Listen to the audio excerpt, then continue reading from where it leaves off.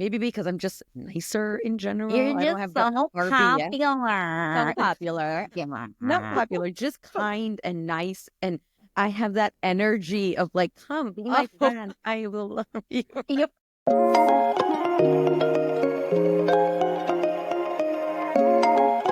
All right, welcome back to the Love SND podcast. I am Dipti, your host, and I am joined here by my wonderful sisters, Sheena and Nina. Say hi, ladies. Hi.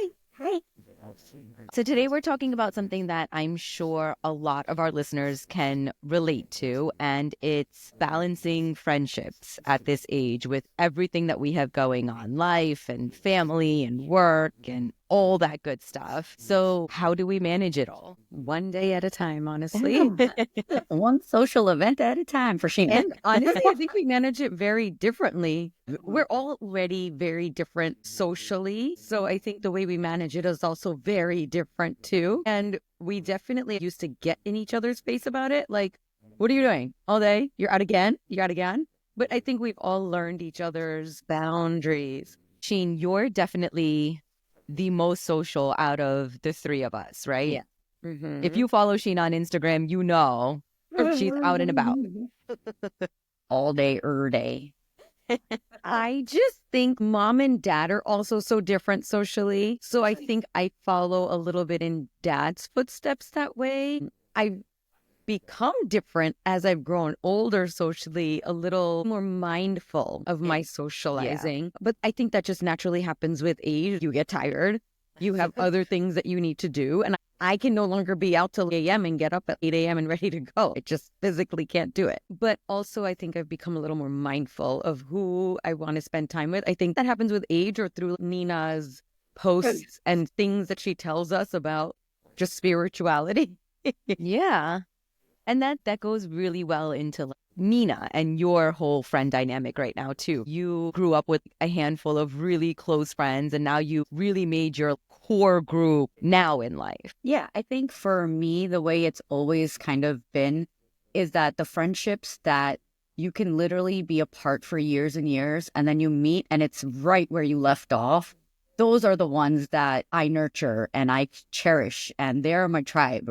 And I talk about my tribe a lot because it did take me till my mid-30s to find people who I resonated with. And it wasn't in Sheena's shadow, because not in a bad way, but growing up, you and I always had to do the same things at the same time together, right? Because mom was like, you two are the same age. You guys go and look out after each other. Make sure you're not getting into any trouble.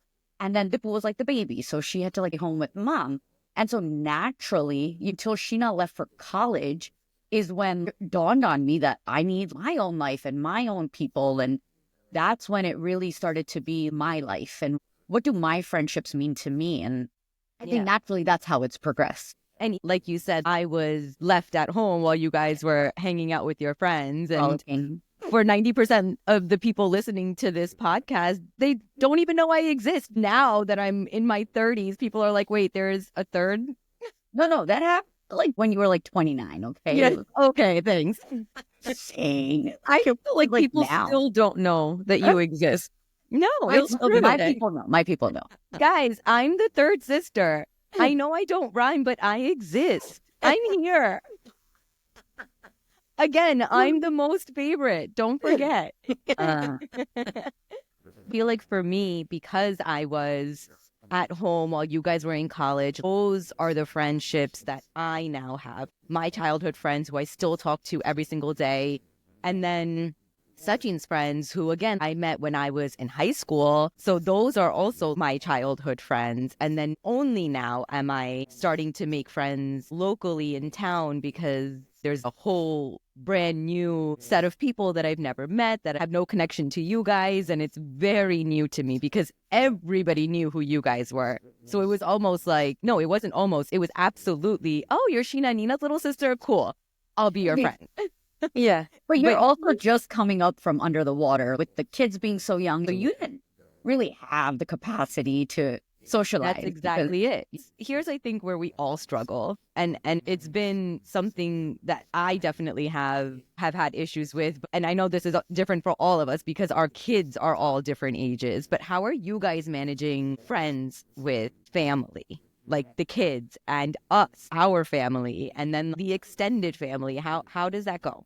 I mean, for me, I think that has also changed over time. Ironically, when the kids were little, I was very much like, I need to get out of the house. I need a break. I can't do this right now. I'm going to go have dinner with this friend, or I'm going to go to this party. I'm going to take a little break. I'm going to go on vacation. I don't know if you guys remember, we used to vacation all the time without the kids. And now there's not one vacation that we would want to take without them. So I think that's also evolved as the kids have grown. Now I am so mindful of how very little time, because time flies, right? Remember people used to say, like, when they were babies, it's going to go, it's going to go. I'm like, it's not going. It's literally not going. They're only 4 months old. But now when they're teenagers, I'm like, oh my God, all of them will be in college in 4 years. And so now it's like when I have to pick between friends or family and them, I'm like, no, I'm going with the family. And a perfect example was New Year's Eve, right? We all had separate plans, but all of us were like, no, we just want to be with family. It was funny because even friends that I was supposed to hang out with, they were like, it's so nice that you chose to be with your family over anything else. I'm like, I know, but that's just what feels right at this time in life. Yeah. Life feels so short, especially with everything going on in the world, Yeah. So I think that has evolved as the kids have grown and as our family has become older. Neen, I feel like you have both sets of ages. You're also in my boat, but then also in Sheena's boat, because Nessa's only 8 and Naya's already 13. So how do you manage? Yeah, I think that with the girls, it's us copy and pasted. I literally see their personalities developing exactly like our personalities. For me, the whole friends and family, I kind of can predict what's happening in my family life. And also my friend circles that are my dailies, or, we hang out or make plans. Everybody's kind of in the same boat. We're all very, very busy. And so if we make it out once a quarter, we're really excited about that. It's not, let's get this on this week. Let's do this next week. No, we plan it out for the quarter and we pray that everybody's going to show up. And if everybody doesn't show up, we reschedule. Yeah. That's another whole lesson in it of itself. But of course, we're chatting all day long. But the actual having to be out and doing things, I don't think is as much for me and the friends that I hold dear and near, because we're not all out there all the time. So it's easy for me to say, okay, well, I got to do this with the kids because they're saying the same thing. I got to do this with the kids. And then when we all free up, what time do we have left, like that? Yeah. I think, again, we're very similar in that our lives right now revolve so much around the kids that when we do get these little pockets of time, it's either we spend them with our friends or we spend them with each other, right? So for us, because the kids are so young, like Dia's only about to turn 10, Zuri's only 4. She still goes to bed at 7:30, and we're pretty... Oh, what I would give for those Good old days. I know. But we're still pretty strict about that time because we're still pulling her out of bed at 7 o'clock in the morning to get to school. So for us, whatever works around the kids' schedule is when our social life happens, right? And then our parents, both in-laws and our parents, have the goal to go to India for 3-4 months out of the year. So then we can't do anything. We're literally hibernating for 4 months out of the year. I think for us, it's more about hanging out with friends who are flexible. We have a set of parents who they're exactly 10 years older than us. They're in their 50s. They have 2 boys and a girl. They're all exactly 10 years older than our kids. And they're so incredibly flexible. They come here to hang out. They'll say, when the kids go to sleep, we'll come, we'll have a drink, we'll chat. They'll come and they'll be quiet. They won't knock on the door. You have to find that set of friends and those group of friends who understand your situation, right? Yeah. They understand that, hey, if you get an hour on a Friday morning to have breakfast, I can make breakfast happen. That's where we are in terms of... I think all of us also have very different friends. Me and Nina talk about this all the time. Like, she can call, and maybe it's, you know what, I'm blaming it on the friends, but it's us. But she can call her friends over and say, hey, come on over, let's have a meal. And they'll come over, they'll all cook together, they'll all hang out, and she'll make like paneer makhani and naan, and everybody has a drink and paneer makhani and naan, and it's a great time. Me, on the other hand, I'm like, I need to set up appetizers. I need to have dinner all made. I have to have specialty drinks. I need to do that. I'm just like, it's such a process sometimes that I'm like, I don't wanna. For me, I can never think casually for some reason. I don't, it's a me problem. It's 100% me problem. I would love to just make paneer makhni naan and be like, hey guys, come over. We'll make it together like we did for New Year's. I'm like, I'm not making dinner. You all come over and make dinner. But I think even though you're saying that it's overwhelming, you love it. I do You love truly, it. I do. genuinely enjoy the I do. process of coming up with this fancy drink and what's your spread gonna be this time. Yeah. And I think your whole friends group as a whole enjoys it. Yeah. It doesn't feel like it's like put on it, like forced, you know? Yeah. But I also love that. I feel like I've made that group of friends in town too, where they'll just come over and we'll all just hang out, and there's no Formality. pressure. There's no what? Food? There's no food. It's just drinking. There's just There tequila. are those days too. But it's a no pressure situation. You come if you come. Some of those friends are amazing and they have a gourmet meal set up when you go to their house, but they know when they come to Dipti's house, that's not happening. But also, I have to say, and I don't give him enough credit, but Such is amazing about just supporting me going out or hanging out with my friends. I think there's a little part of us that feels guilty that when we're out, the other one's stuck at home with the kids. And that's something that we both need to work on. I know you guys don't have that. You're both Literally. making the faces like, Not nope, even an I never had that feeling in my life. Never, ever. We're humans. Wow. Again, they're so young and they're so annoying at bedtime that I know they're the best, but also so annoying. But, you know, when I leave Such with them at bedtime by himself, I know it's going to be chaos. And Such does not do well in chaos. So there is that little bit of guilt. And he knows the same thing about me. So yes, we do feel that little bit of guilt, but it's, again, an us problem, not a society problem. I don't No, feel that nobody? at all. Like, not a little even ounce of me feels that. But I think that between Sammy and I, we're both very social, but in very different ways. He's social, but for work, and I'm social with friends. You know, we found a healthy balance of if it's going to be a girls' night or a guys' night, we have our calendar that is our holy grail. Yeah. And so we find a balance. I make sure there's no sports, there's no kids' commitments or his commitments before I make plans. He'll just throw his stuff on and make me figure it out, which I think is very normal. It's like, you're going to be in LA for work. I'm sorry, we have like 15 games. How would you like me to go? And he's like, he knows I'll figure it out, which is fine. You It is what it is. won't figure it out without complaining. You'll still complain and be like, well, I have 15 games and you're going to LA. How do you 100% expect me to figure this out? 100% not. He will know that I need to figure it out. And it's hard, but I will figure it out. He needs to know. 100% needs to know. I think Nina and Neil have that too, right? Like that. Yes. So, like, I think with Neil, it's interesting because he's always like, go out, go make plans with your friends, go to a movie, go to a dinner. He's very social. Everybody knows this. But his big thing is, why does it have to be all or none? Right. And I think that's a female way of thinking. Like, if all the girls can't make it, nobody goes. Yeah. We don't hang out. I We agree. reschedule and all those things. And his point is, well, even if two of you can go, well, then that makes a party, you know? Just go, make the effort. And I don't know, I feel like that's more of the guilt that we struggle with is how do we go out without the whole group? How do we make that okay? And we say it, yeah, we're just going to do whoever can come, but nobody ever does it. We still just wait for everybody to say okay. So I think in that way, Neil's very encouraging, but we just can't get our shit together. So it's kind of like, all right, well, I'm not going out again because everything canceled.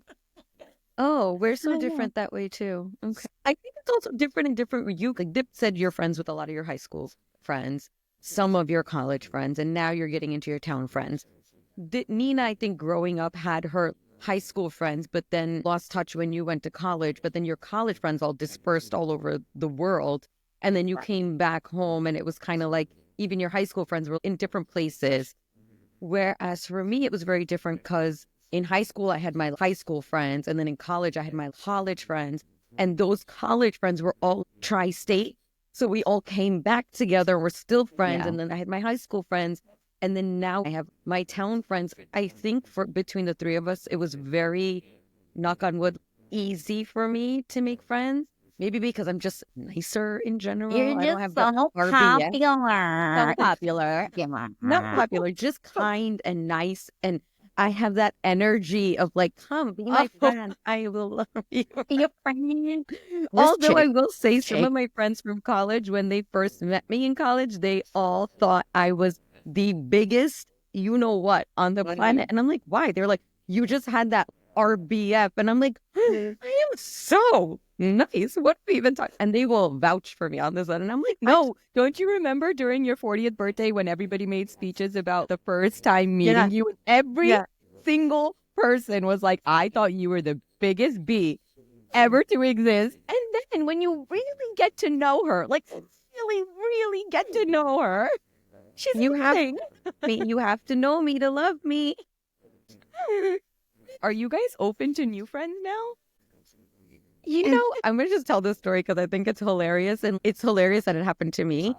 But really long story short, I was walking Nilo one day outside and we stopped across the street and this lady stopped her car, rolled down her window and she's like, hi, my name is so-and-so. I'm new to town. I've just moved here and I'm driving around looking for friends. And I was like, me? Of all people in this entire town, you found me? Oh my God. And in that moment, I was like, I don't think I have the capacity to have any more friends. But I will tell you, she was very sweet and I felt really bad. So I forwarded it over to another friend who has the capacity to be that kind and social. But I was like, I got a dog to walk. I got poop to pick up. I got kids to take to soccer. Like, I can't. I just can't. Not in this moment. But it was just so funny. And even my friends in town were like, of all the people in this town, she picked you to ask you? I was like, I know. Like, do you look like an approachable person? It's probably because it's Nilo and he's so sweet. He's just wagging his tail. I'll be my friend. I was like, but There it was must have really been more to that interesting. story that, you know, maybe needed to serve a purpose in her life that you just, No thanks. I'm just saying.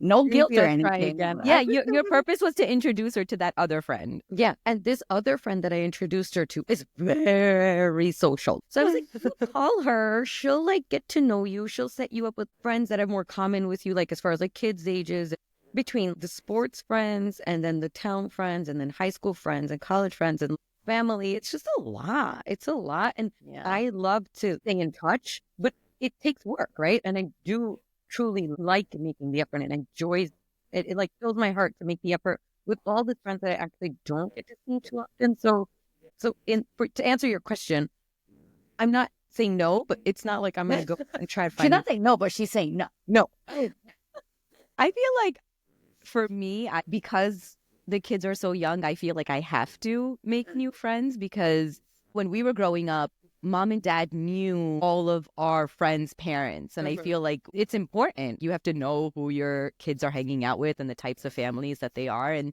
so I'm still at that stage. But then also I feel like mom has pushed so hard in this concept of vevar. I don't know what the word in English is, but if somebody, Reciprocation? yeah, I guess that would be reciprocation. But if somebody invites you, then you have to invite them. Or if somebody does this for you, you have to, reciprocate the act. I feel like we've gotten invited to so many places and so many things.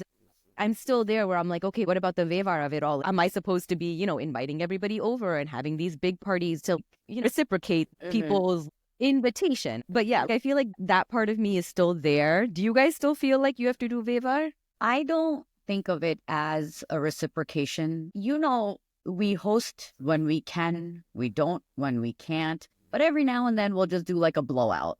Yeah. We're going to have this blowout party and we want all our loved ones to be there and that's going to be it. And I don't think life in general should be like a tit for tat. Like, you do this, so I need to do this. I think back in the day when our parents were, first generation immigrants here, it felt like that because that was the only way to show your respect and your gratitude. I think that we've all evolved in a way now that we show our respect, love, and gratitude in different ways. It doesn't have to be because I came to your house for dinner, now you come to my house for dinner. Yeah. All the time to like people I love, I will go drop off chakri or penda or dinner because they just got home from a work trip because that's the way I show love.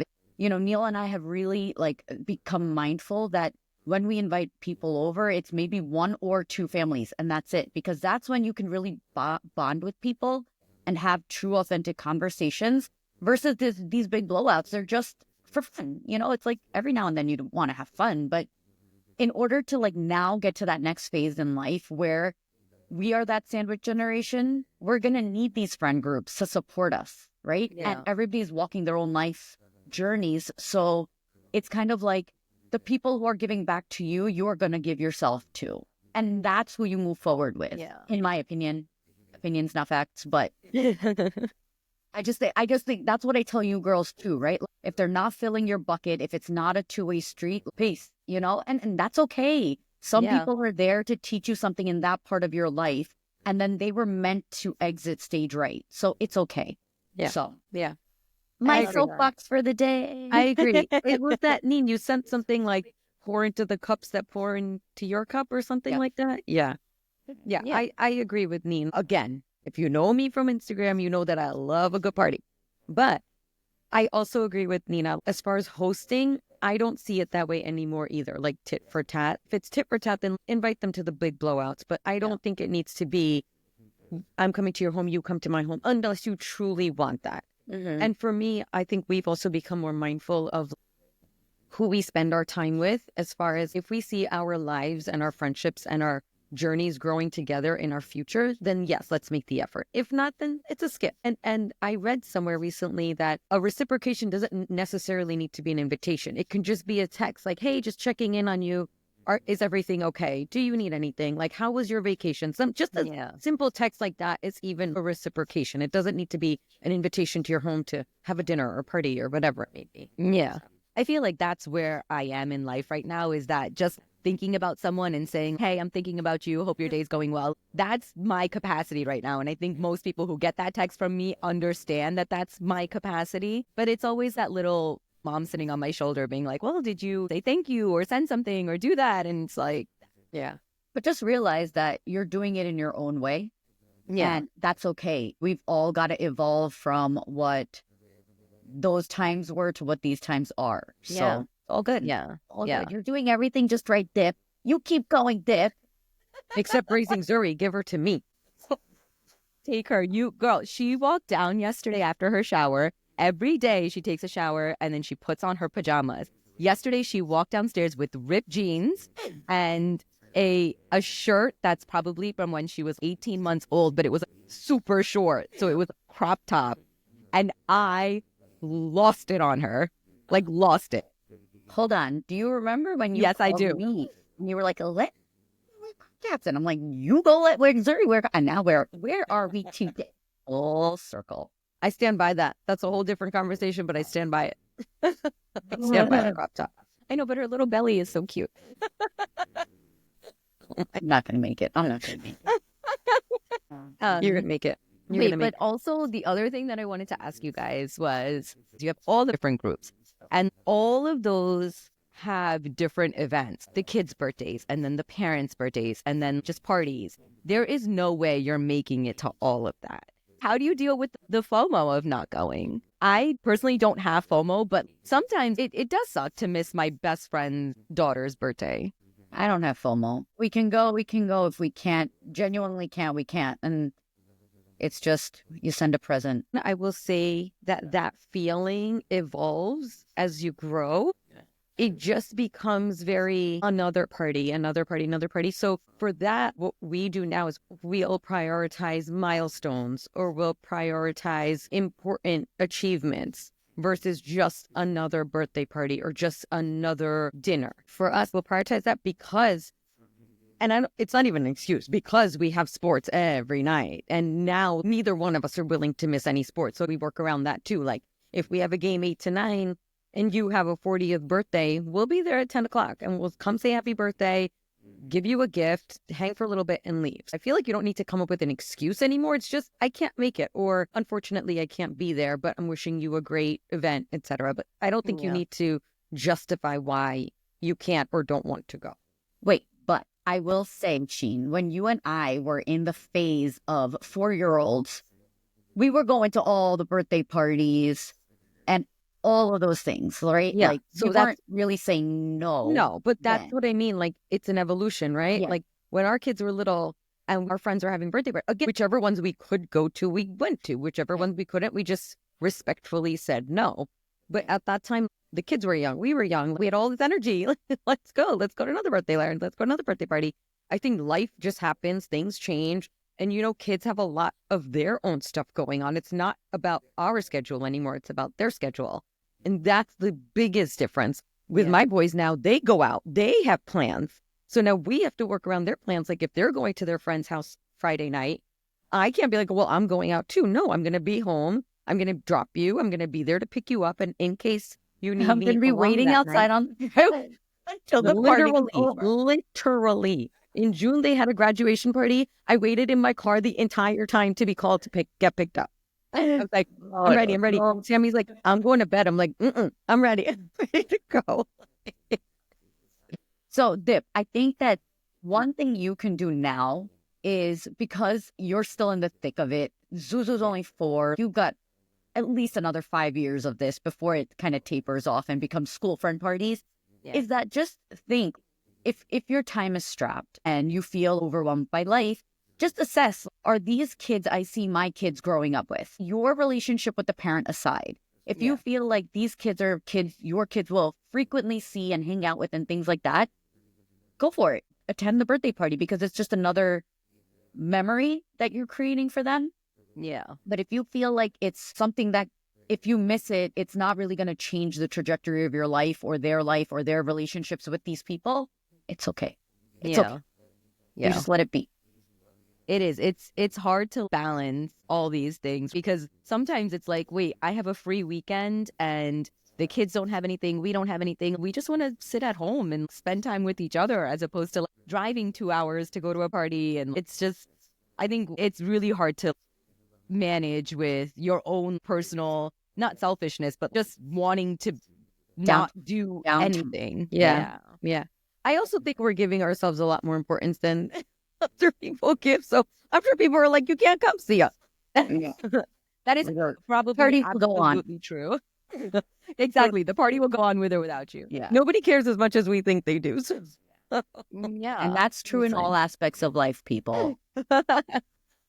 All right. Well, there you have it. That's how the three of us are attempting at managing our friendships. Clearly, we're at very different points in our lives. And thankfully, I have 2 older sisters who are guiding me. And then you have the 2 who are very comfortable in the way that they're managing their relationships and friendships and family life and so on. But hey, guys, if you have any tips and tricks of how you're doing this, managing friends, managing family and work, which we didn't even touch the surface of work, give us a shout. Let us know, because we are open to ideas. You guys have any closing remarks? Do you?